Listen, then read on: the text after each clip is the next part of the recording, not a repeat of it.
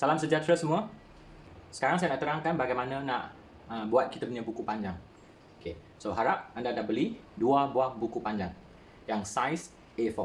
So kalau boleh, berapa gram tak kisah.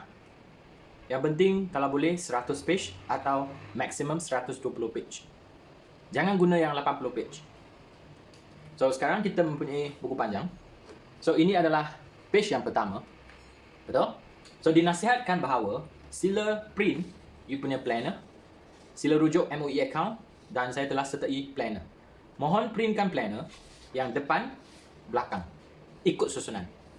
Kemudian, jika boleh, sekalikan mereka dan kita boleh lipat begini. Kemudian ada bahagian yang lebih, anda boleh potong. Kemudian anda boleh lekat begini. So jika boleh, lekat ikut sisi tepi ini dan bukan begini. Niat dia adalah supaya kita boleh selak macam buku biasa. Harap faham. Peringatan, lekat di sisi tepi ini. Nasihat saya, jika nak lekat, sila guna glue stick. Jangan guna gam biasa. Itu adalah yang pertama. Untuk bahagian pertama, boleh letak planner. Seterusnya, di sini boleh biarkan kosong untuk backup atau anda boleh biarkan kosong 2 page untuk backup. Seterusnya, kita sambung lagi dengan buku panjang untuk chapter 1. So, dinasihatkan chapter 1, kita ada 16 page depan belakang. Betul? Sila asingkan page tersebut. Page 1, page 2. Kalau boleh, sila lekat. Sila lekat. Maksud saya lekat adalah guna kawasan yang ada, kemudian lekat. Pastikan ada kawasan yang berlebihan, anda boleh potong supaya lebih kemas. Kemudian diikuti dengan muka surat yang seterusnya. Kita sambung dengan muka surat ketiga, keempat. Mohon perhatian, sila lekat di sisi sini. Iaitu untuk muka surat 3 dan 4, lipatan dia adalah begini.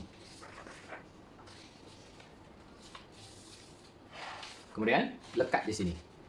Jika ada lebihan, anda boleh buang. Dan lekat, pastikan kemas. Dan ulang proses yang sama sehinggalah habis BPT1. Setelah selesai lekat BPT1, seterusnya sila lekatkan latihan kuizi yang telah diberi atau latihan tambahan yang telah diberi. Mohon ikut urutan, iaitu lekat kuizi indices, kemudian diikuti dengan kuizi untuk log. Terpulang pada anda, sama ada anda nak sekalikan dia dan lekat macam biasa, iaitu lekat di tepi sisi ini, atau anda nak lekat ikut satu persatu muka surat tersebut. Setelah dah selesai semua latihan kuizi atau latihan tambahan, kita teruskan dengan BPT 2. Ulang proses yang sama, iaitu BPT topik 2, satu persatu. Kemudian diakhiri dengan latihan kuizi. Topik 3, iaitu BP3. Ada sedikit perbezaan, iaitu tindakan yang tidak sama dah untuk topik 3.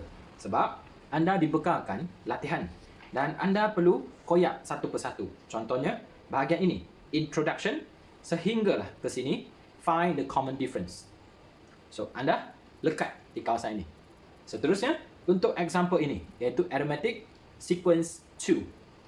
Anda perlu koyak satu, kemudian lekat dan jawabnya. Dan diikuti dengan yang ketiga. Dan seterusnya, introductions to sequence and series, arithmetic series formula. Seterusnya, iaitu bahagian ini, lekat. Kemudian kita ada example. Anda perlu koyak dan lekat, kemudian jawab. Dan diteruskan dengan yang lain, iaitu untuk topik 3. Begitu juga untuk topik 4, topik 5, dan berhenti.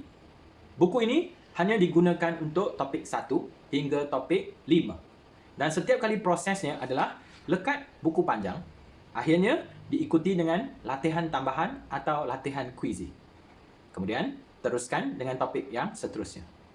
Dan harap anda ulang proses tersebut untuk buku 2, iaitu topik 6 hingga topik 10.